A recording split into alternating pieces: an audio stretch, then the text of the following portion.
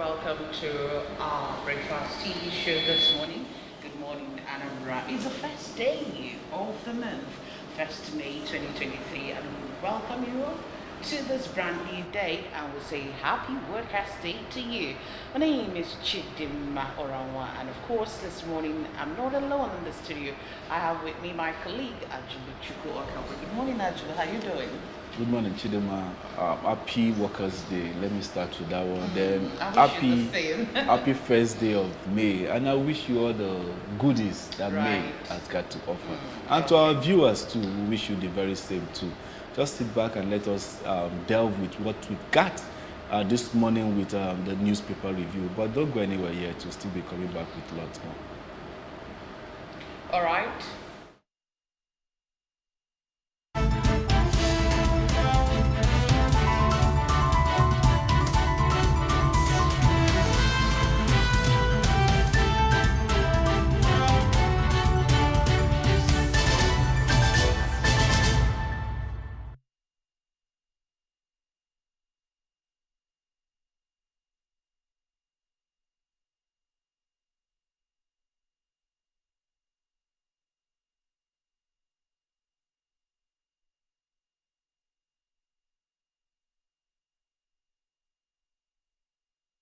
All right, you're welcome back, and we are seated in the studio this morning as our reviewer is Dr. Chinedu Mbalese, is a public affairs analyst. Good morning, and good to have you on the show.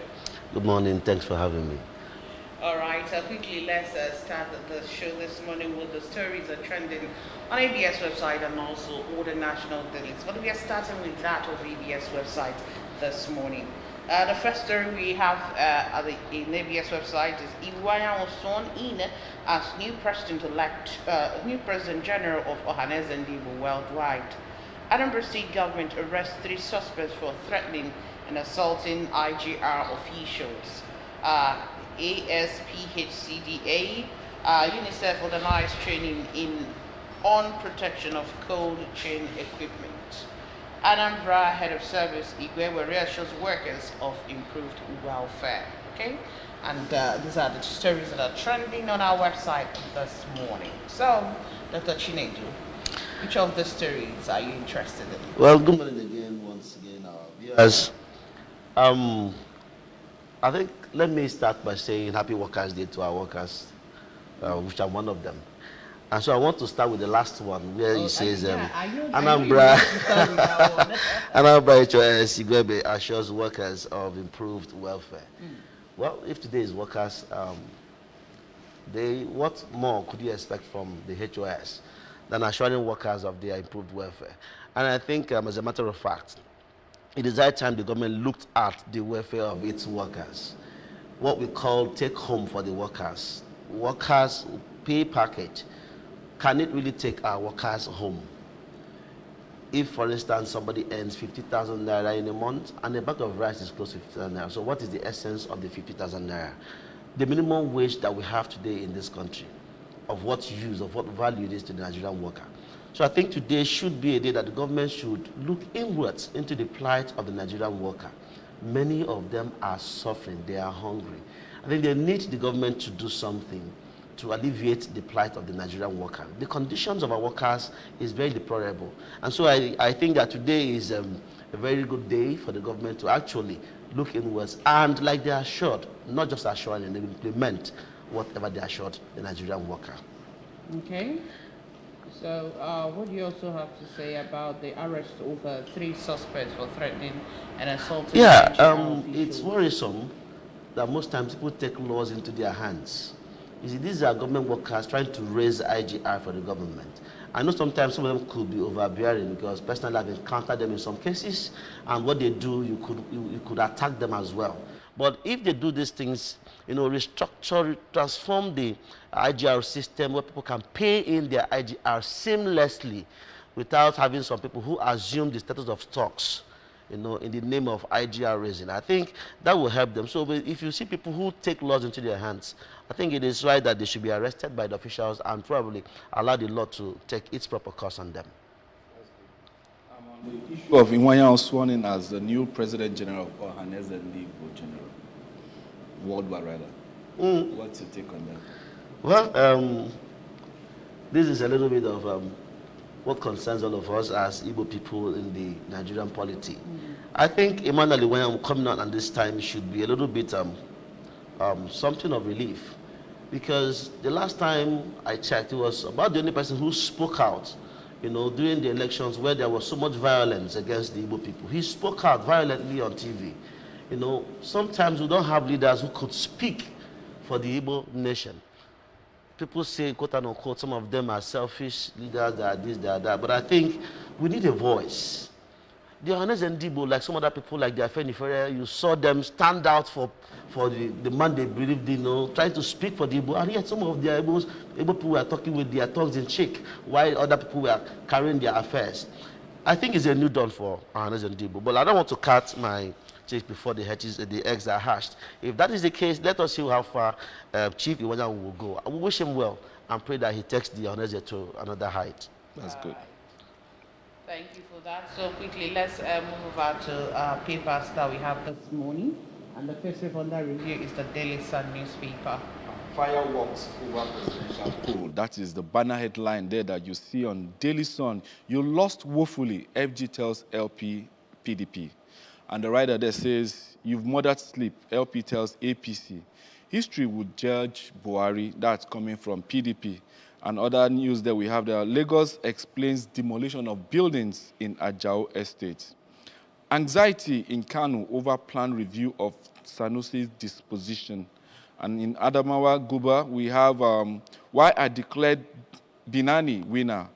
Yunusa Ari, state rec, says. FG accuses El Rufai of placing Unity School students' lives in harm's way.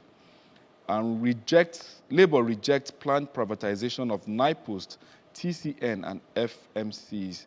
And that is the much that we have on the Daily Sun newspaper. We've already talked on the issue of Iwanya being the President General of Ohaneze Ndibo. And quickly, Chinedu, this caption here on the Sun, you lost woefully, FG tells LP and PDP. What do you think the Nigerian federal government's business is in making a banner headline like this in a daily? It's really laughable when I see some of these comments from a government that should be free from talks, free from complaints. The 2023 election has been on the pages of global newspapers, global media, individuals, friends. We've read so much about it. And you see, this is a government that conducted an election. You appointed the INEC chairman. Everything about the structure of the INEC is a making of the present government. And yet, your spokespersons are busy telling opposition parties to keep quiet, that they lost woefully. My concern is this. Labour Party, PDP were asked to go to court. And they went to court to make their case. Why won't the federal government allow these parties to allow the court to do the needful? When you keep telling them you're trying, I don't know whether they're trying to influence the decisions of the court or something, because I don't know why. Personally, let me say this, I was worried when I saw him telling Labour Party, Peter Obi can never do this. I said, Peter Obi came third, right? And everybody is saying, oh, somebody that came third cannot, even if the elections were upturned, maybe to go to the man with the second highest votes. But everybody is pointing, accusing fingers on the man who came third. It raises further questions. What actually did you say in this man? You say he came third. Let Nigerians be quiet and calm. Let's see what the courts will do for that.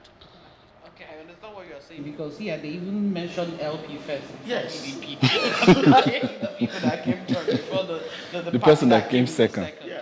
Okay, just to let you know that you can be part of this conversation ongoing in the studio this morning. All you need to do is just to dial the number displayed in front of your television set this morning. AJ, do you still have any headline that you wanted to talk about? I wanted Chinedu to talk on this Lagos demolition of buildings in Ajao Estate, because it's beginning to take a different connotation. The Lagos thing, because the picture is not very clear. You know, the way Nigeria is going now, because of the heated polity we are experiencing, people are bound to express so much opinions about it. I don't want to see myself as an Igbo man who is defending the cause of the Igbo in that area, but you have to do some level of investigation to actually know what actually happened. I've seen, views that the government actually issued warnings.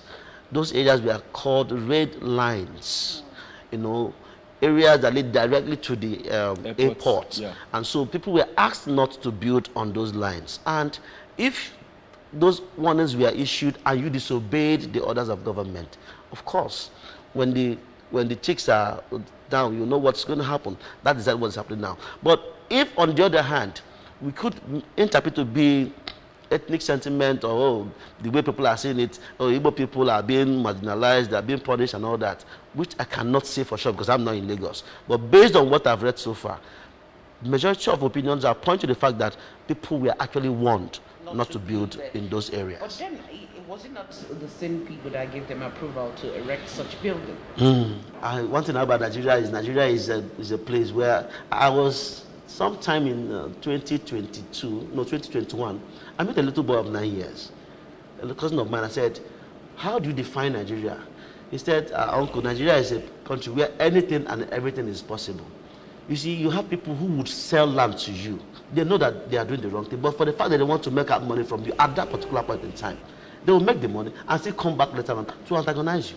So it could be the case of people who wanted land desperately. And of course, some people had to catch in on them to collect their millions. And now, what is happening? The reverse. The government decision has come to happen. Look at our own Anambra State, where the governor is building roads. And people's homes and houses are being demolished.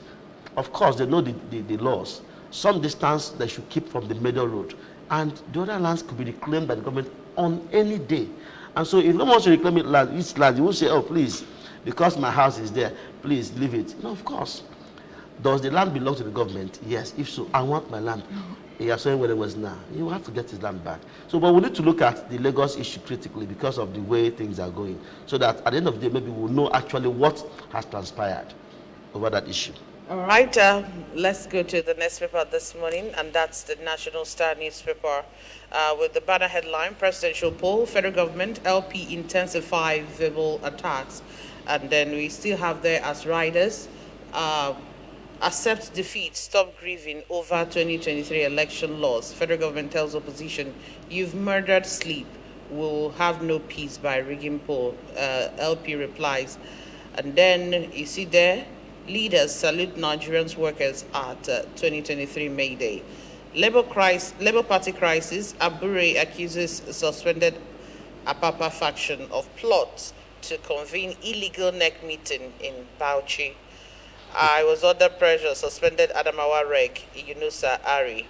And then NAFDAC investigates cancer-causing substance in noodles. Wow.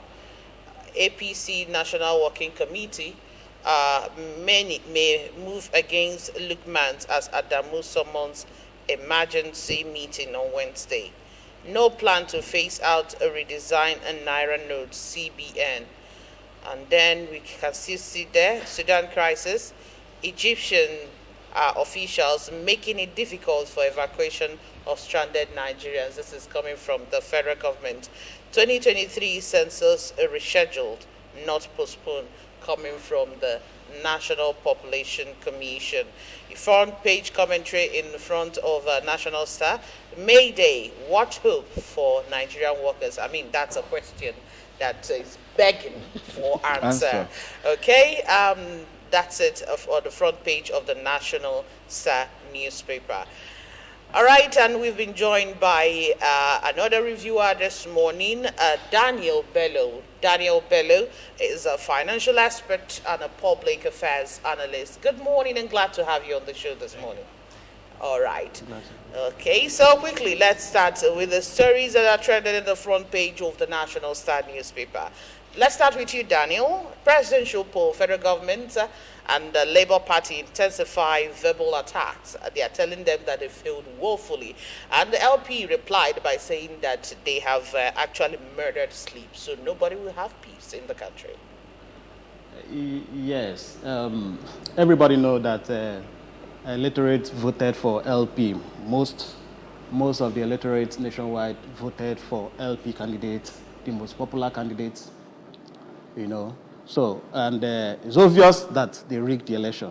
and international observers confirm it. When they came, and I watched them on TV, and I read some article about some report about 25th February election, where they confirm, happenings, irregularities, intimidations, and according to Nigerians' view, just as it is. So they have, international observers have first-hand information about 2023 election, so it's a shame.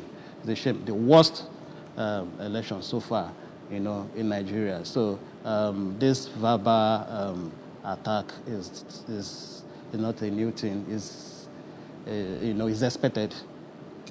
Expected. Yes. All right, Doc, let's come back to you. Now, I'm talking about the 2023 census being rescheduled. Well, MPC is saying that it's not, it's rescheduled, not postponed, actually. I don't know the difference between rescheduling and postponement. And then again, and then again, they are planning to go and meet the president-elect, because, of course, the Buhari how many days to leave office? So they are planning to go and meet based on the fact that they want to reschedule, not to postpone the date of the census. You see, let me come from my background as a historian. The issue of census in Nigeria has always been very controversial, because it determines our politics, economic development, the sharing formula. Mm-hmm. So when you see this dilly-dallying about the census, it tells you that there's something about it. There's something deeper that the eyes are seeing, that are not seeing actually. Because if you want to do a program, you want to do a policy, you should have a road plan, how to actualize what you want. But look at how many times every day you shift, you postpone, whether it is shifted or not suspended, whatever language you want to use. When was the last time that Nigeria had a census population? And so we've been building our budget based on what census of 10 to 20 years ago. So what are we working with? You don't even know the actual population of Nigerians. We keep saying 20 million, something above 20 million. I mean 200 million. So when you look at it, actually, I'll ask myself, why would the government keep dilly-dallying, keep shifting the goalposts? Do the census if you want to do. If you don't want to do it, be plain. We are waiting for the new government to take over and then conduct the census. But I think there's something they are not telling us about the census. Let's wait and see how it goes. Part of what they are not telling you is that they don't have money. Because the amount stipulated for the census, census, that Nigeria is broke. The amount stipulated that MPC are requesting for is 1.2 billion. And the president says that probably there's no such amount of cash. But you now ask me, if you spend 330 million to conduct an election where Nigerians are clamoring that it wasn't free and fair, then if you invest $1.2 billion into census, which is double the amount of the election, how are we sure that you will come up with the necessary data, information that Nigeria even needs to build on? Well, that's a story for another day. Quickly, let's go to the next paper that we have, and which is the Punch newspaper. 8-year scorecard. Workers lament score Buhari governor's low on welfare. And the writers there says high cost of living has made nonsense of minimum wage. 40% pay rise, unions. Minimum wage and 40% pay rise, that's coming from the unions. Pensioners are still earning 500 naira, 750 naira monthly. Economic cash under Buhari, says retirees. And that is coming from those that have retired. Unsold goods stock rises by 52%. That's coming from the manufacturers. Don't attack embassy staff. Ambassador wants stranded Nigerian students. FG dumps 5% telecom tax waiver. That's coming from Pantami. And the opposition's rigging claim fraudulent. FG insists. 2 suspects caught concealing cannabis in Garisak. And last but not the least, on this daily, The Punch, CBN supplies more new Naira notes to banks. Bello, let's talk about Nigerian workers lamenting their hardship and scoring Buhari very, very low and the governors on welfare packages for Nigerian workers. 8 years. 8 years. You see, the administration have done badly in all ramifications. This PMB administration has done badly in all ramifications. It's the worst administration in all ramifications. So, where are we looking at the scorecard? Where are you going to score this administration? Very good, excellent. Which aspect, economic development, this worker welfare, when last did they review the, what is it called, salary of workers, minimum wage? So, and even some states are yet to implement that minimum 30,000 naira minimum wage. Some states in Nigeria are yet to. Yet. So what has it done to ensure that those states implement this minimum wage? Those states that are yet to implement that, and this is going out a few days to come. It's out. So it's a mess. He has already apologized that. Apology is not. It's not about apology. Well, we should just pardon him. Probably we wait for the incoming administration to do better. Incoming administration. But this rider here, it's a little bit worrisome. I don't know if I captured it correctly. You understand? Pensioners still earning 500 to 750 monthly. 750 naira. Yeah, 500 naira, 750 naira. As in, did I miss something there, Chidinma? No, I think it's not just 500 naira. How do I put it? There is a way. They calculated like a minimum wage. Pension. Yes. Every month, most people were earning as low as 3,500, 5,000 naira. So maybe they will remove your 500 and government brings 500. That means 1,000 naira. If it's 750, that is 1,500. So every month they will pay in 1,500 into your pension scheme. Now that you're no longer earning money, for government now pays in only 500 or 750 into your pension account. And of course, you know what 500 naira could buy today. You are no longer contributing. Yes. Okay, so when I say today, I think if you allow me to, I would say let us dedicate today to workers. If you call it Workers' Day. And I am so happy that most newspapers are having their headlines about this Workers' Day. When you look at Workers' Day, ask yourself, for 8 years, what has this government done for workers? Strikes here and there. Everything, inflation here and there. The little that you're giving them, you call it take home, cannot even take them home. How much is our minimum wage? 30,000 naira. A bag of rice, local rice, is about 38,000. If you have 2 children or 3, you live in a house where you pay rent, and you earn 30,000 naira a month, what are you doing with that money? It calls for questions. So look at the way Nigeria is. And worrisome is the fact that most other African countries that we are seeing are actually paying their workers, and will have, their statistics, open to everybody to see.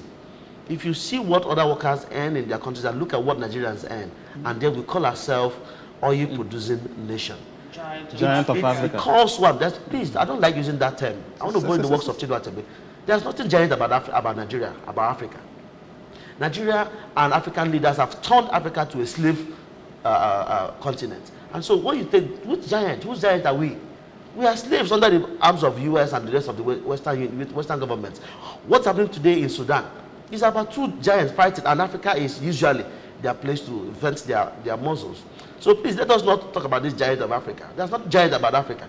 If we want to become giant of Africa, we have everything it takes to become giant of Africa in the real sense. But as far as I'm concerned now, Africa needs to, revamp its course. Our leaders are letting us down. The workers in most African countries are really not happy. I want to focus on Nigerian workers. Today is their day. At least I expected something from Buhari.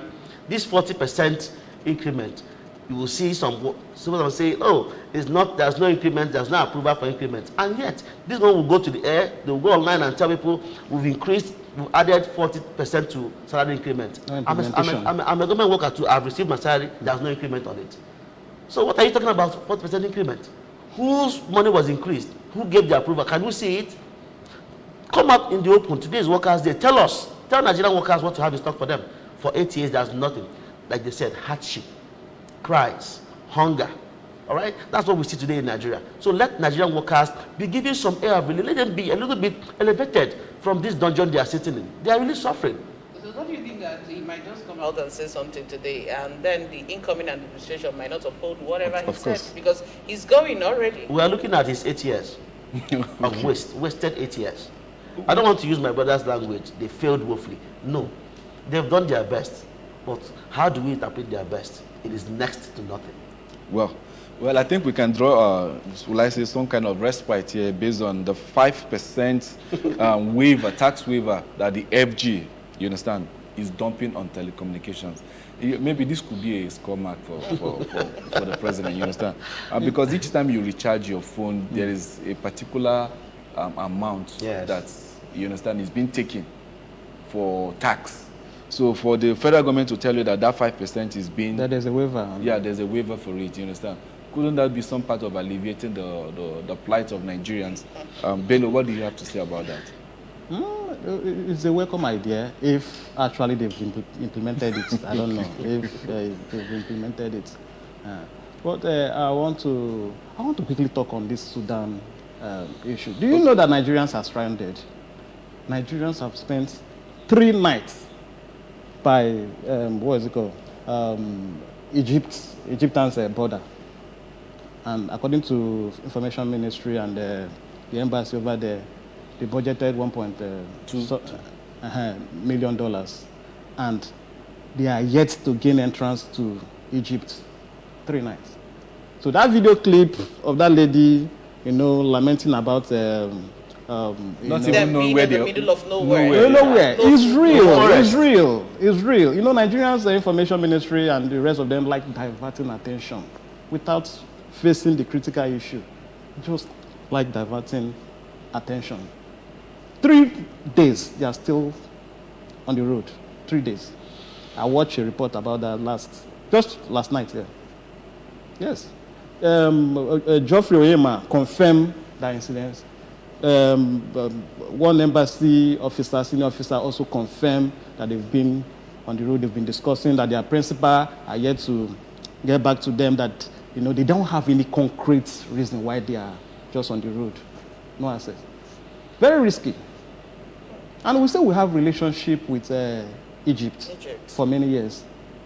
What is happening, we don't know. Our Nigerians are on the road, though. This one should be future known. Leaders. Yes, they're on the road. Sleeping outside for 3 days.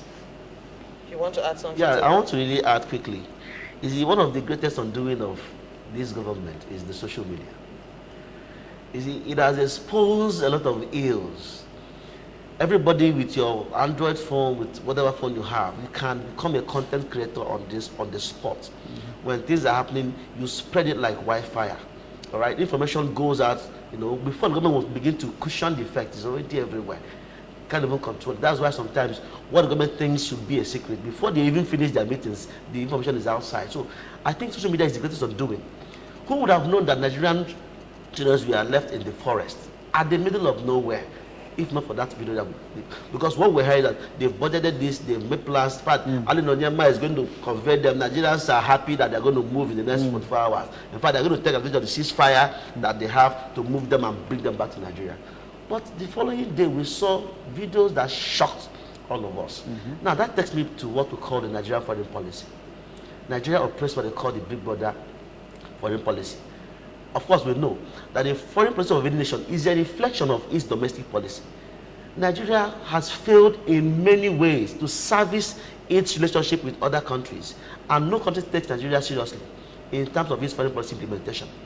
Every country looks at Nigeria as one country that cares less about its citizens, so you can afford to treat them anyhow. When you see police, when you see people brutalize, kill people on a daily basis on the streets, and nobody takes responsibility, nobody cares. If you punish Nigerians, of course, the government they describe as toothless cannot even fight for its citizens. What do we see? We see hopelessness. We see a situation where people are actually hopeless, not knowing where to head to. It's very appalling. All right. Let's see what we have at the front page of the Delhi Independent this morning. And we have the incoming government may consider phased fuel subsidy removal. That's the big story there. LP PDP tackle Lai Mohammed over fresh comment on presidential poll. Election violence, Serap drags INEC to court over failure to investigate governors and deputies. And then we see Sudan, Dangote partners federal government, air peace on resettling evacuated Nigerians. CMPP wants of foisting rubber stamp principal officers on NAS. Cautions of another executive legislature collusion against citizens. That's still about the census. And then Western Delta University of Baigbena gives 1 billion naira. Fayemi donates School of Policy Implementation. Peter Obi Fayemi to become visiting lecturers. No plan to phase out redesigned Naira note. This is coming from the Apex Bank, Central Bank of Nigeria, CBN. Okay, let's start with you, Bello. You've seen what we have in the front page of the Daily Independent newspaper this morning. And should we start with the subsidy removal? That's because that's the big story, talking about incoming government may consider phased fuel subsidy removal. Subsidy removal. 8 years going out. These outgoing governments promise Nigerians, they talk about this subsidy removal. Yes, and they have few days to leave office. Up to now, they didn't do anything. And we know the cost of fuel now. Pump price of PMS, we know the cost and others. So incoming administration, we are not sure. We don't know. Don't know what they are going to do about this subsidy removal. But it's a very good thing, very good idea. They should remove it. If it's going to be 250 or 300 naira, I support subsidy removal. Okay, you support the you see, Nigerian government is spending billions. Billions is going into few Nigerians' pockets, marketers' pockets. And, that is where a lot of corruption there. Lot of people are eating money. Let's stop this now. It's not sustainable. Yes, it's not sustainable. If petrol is going to be 250, yes, what is the subsidy? Now, how much are they contributing? How much is this subsidy? It should be more than 250. But, after the removal. But that wasn't what they said. They said if subsidy is removed, you should be buying petrol at 700. No, it won't be up to 700. It won't be. What is the contribution? They are using that to, put fear in No. Because when we just talked about Nigeria, the minimum wage and what pensioners are taking on, and you're talking about subsidy removal, even though the government here, the paper capture here is phased subsidy removal, so that it will be gradual, but not something that will just impact into the Nigerian economy and then the masses will feel it. So at 750, do you think Nigeria can survive? No, we don't have facts about this particular amount. Sure. 750. They are yet to communicate to Nigerians about the actual price after removal. So we cannot, it's not wise to talk about this particular amount, as rumor by Nigerians. No. After the removal, it shouldn't be more than 300, 250, it should be 250, 300 from calculation. If you calculate it. So what is the contribution of LG? Then again, that money that is being used to subsidize fuel, where are they going to channel it? On development. And can you guarantee the development? Because we've seen a government that has borrowed over the years, and we can't even lay claim to what investment they've done with much of what they've borrowed. So when you now remove subsidy, you understand, will they now tell Nigerians that it's going into education? On removal, okay, if remove, now government should invest on transportation. The transport system should be subsidized. Yes. If you remove subsidy, get us minimum 12 buses on this Enugu-Onitsha expressway, get buses on the road. No, federal government, I'm talking about state now. Yeah. Subsidize. If Mr. Lagbaja is expected to pay 1,200 from Onitsha to Enugu, if you board that federal government bus, it should be 800 naira or 700 naira. You should subsidize transportation. Yes. Take it to transport.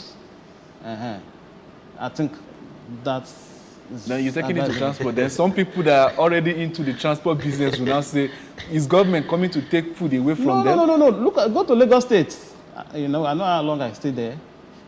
We have card you use, and they subsidize it. Now they have new buses. I was thinking Lagos. that because today is Workers' Day, you say that they will use it to increase the salaries of workers. Definitely salary is sure. That one is different. Let's impart. Let us feel government impart in major sectors.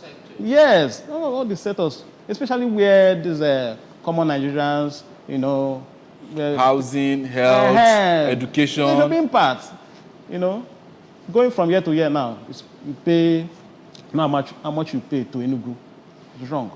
We should have buses managed by private sectors, not by government. The government don't have business in that kind of business, but it should be managed by some set of people, just like Nigeria Air. It should be managed, hand over to people that will manage it seriously, and let people pay, pay less. I was in River State. I know how much we pay those days. There's a bus we call Amechi bus. Beautiful, this bus, this Macapolo. Okay, Aba Road, from Oyimi to Abale Park, all these commercial buses, you pay 100 naira to 120, 150. But if you wait for those Amechi bus, 15 naira. That's where it should be. Amechi bus. All right. Let me take us from a different perspective.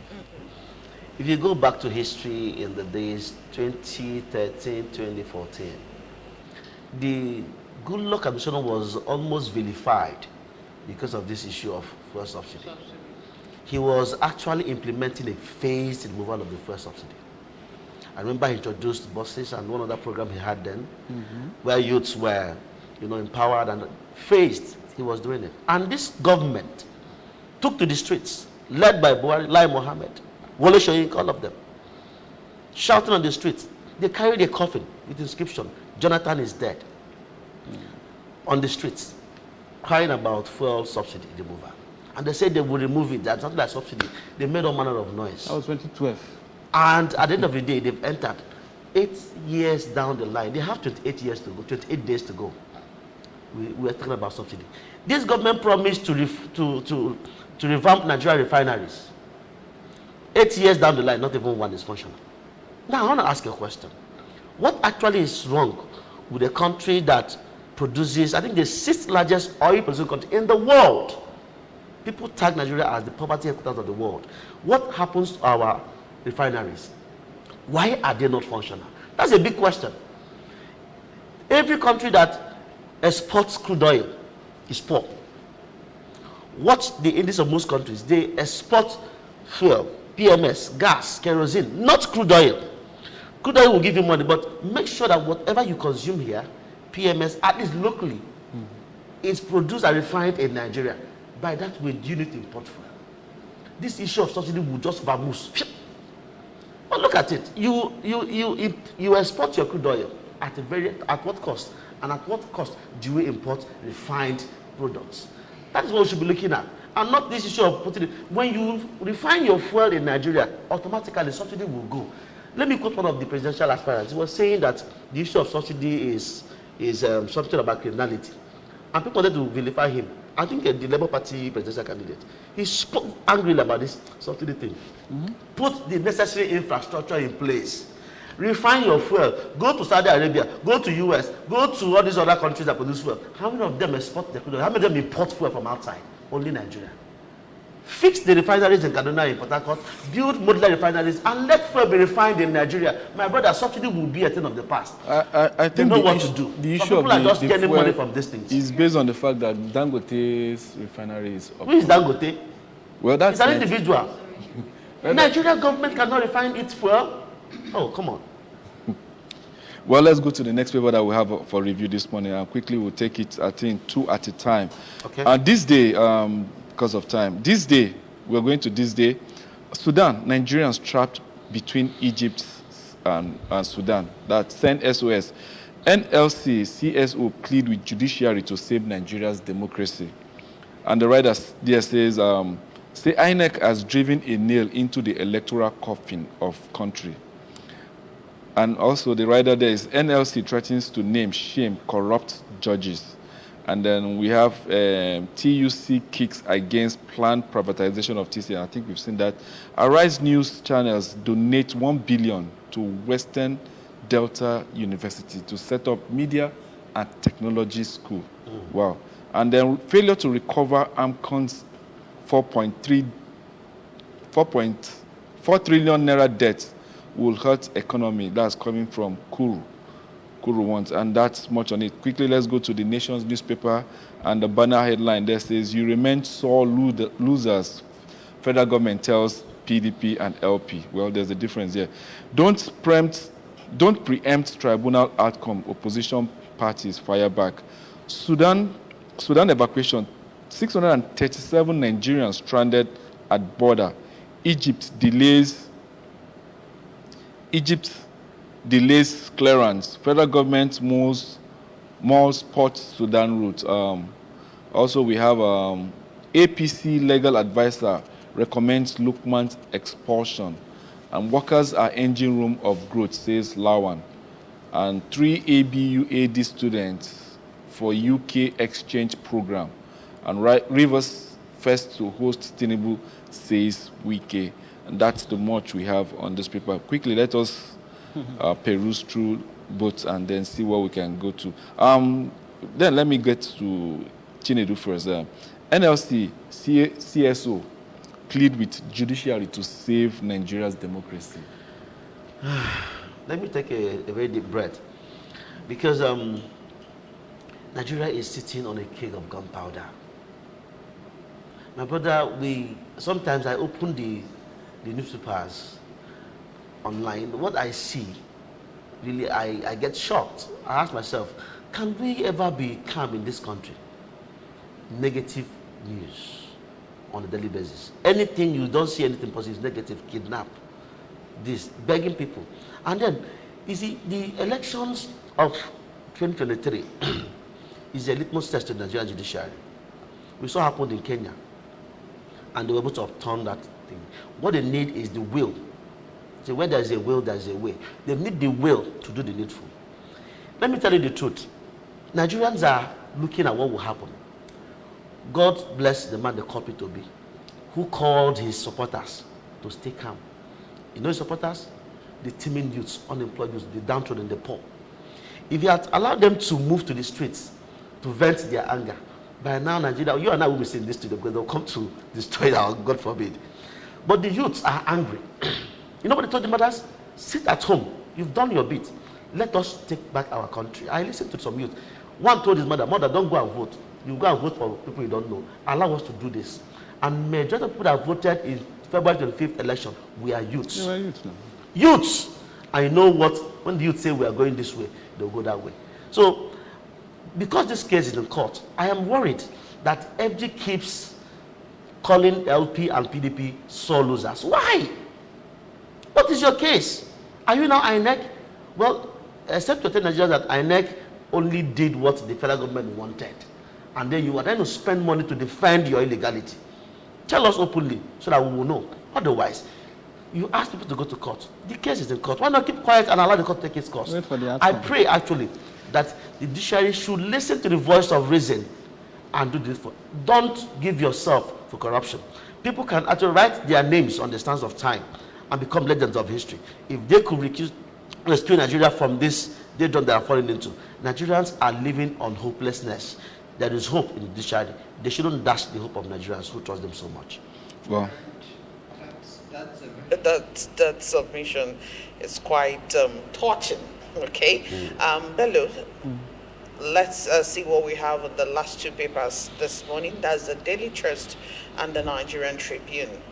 The Daily Trust newspaper, over 500 Nigerian students stranded at Sudan and Egypt border. That's the big story there, and we've talked about it earlier. But now we have riders. They are saying that their passports are seized. We have no food and water. We are doing our best. Envoy. NAV planes land in Egypt. Ceasefire ends. Dangote partners federal government and air peace on resettling evacuees. And then agent kicked over 100% increase in cargo handling charges. We are ready for census, awaiting Tinubu. This is coming from the National Population Commission. Drunk Kwara police officer excretes in uniform, CP orders arrest. Wow. Bandits kill 40 in Kebbi in Zamfara. Edo farmer commits suicide after stabbing wife over infidelity. 4.3 million face severe hunger in Borno, Adamawa, and Yobe. APC legal advice seeks Northwest Vice Chair's expulsion. And then let's see the Nigerian Tribune. APC is set for storming National Working Committee meeting as leadership tussle gets messier. National Legal Advisor cancels party chair to expel Lukman. South-South Zonal APC removes Gyadom Udusin. Exercise a nullity, APC National Publicity Secretary. NDLEA seizes a drug consignment hidden inside imported car, food items at Lagos Airport and Seaport. And then we still have the 10th NAS. Opposition lawmakers adamant vow to reject APC zoning, favored candidate for partnership position. And then Sudan, federal government laments delayed clearance of citizens at border. Article 1, 2023 presidential election, PDP replies, Lai Mohammed, you are sore losers. This is coming from the federal government. Okay, let's start with the drama at the National Assembly, 10th National Assembly, and opposition lawmakers. They are saying that they are adamant here, and other people that have, resolved. Primarily, really, there are things people should do without being told. There are things that are not taught in a school of thought. Things that just ABC things. Since, according to FG, they have their candidates, according to what they declare, Tinubu as incoming president, their president. Now, they have the vice president over there. That seat, that Senate president seat, if you watch, what I read yesterday, Aerofire and Co., I don't know, on Verify, they say Aerofire and Co. are also eyeing SGF seats. Let us take it to Southeast. Take it to the South. That Senate presidency position it shouldn't be a matter of discourse, Shouldn't be what they should be discussing. It shouldn't be a battle, so to say. So the right thing is that they should zone it to the South. Mm-hmm. We know they are not going to be there yet, as in talking about administration, their president, as declared by their INEC. So it should be zoned to South. I'm talking about the leadership, the top. Declaration of Tinubu as the president. Yes, that seat should be zoned to South. So I don't have a preferred candidate. However, one of the candidates said that the region is now ripe for presidency. So such person shouldn't even get the position. Shouldn't get the position, So I think I should be thanking you for reminding me of what Ojizo Kalu said. You see, what goes around comes around. When you are selfish in politicking, you wouldn't know when you shoot yourself in the leg. You didn't know that a day like this will come, and now he's telling us that he wants to become Senate President. Senate President for who? With antecedents. Somebody who was behind bars some weeks ago. When you keep electing these people who have been behind bars into offices, you are creating room for people to believe that politics is meant for criminals. Yeah, that is really the foundation of leadership for every country. Political parties are mere instruments of selecting leaders who should guide countries. And so I want to talk about this 10th National Assembly. There's something I enjoy now. You see, one man who they said had no structure came and actually disrupted the whole structure. Now in the National Assembly, within 9 months, you now have no longer APC, PDP.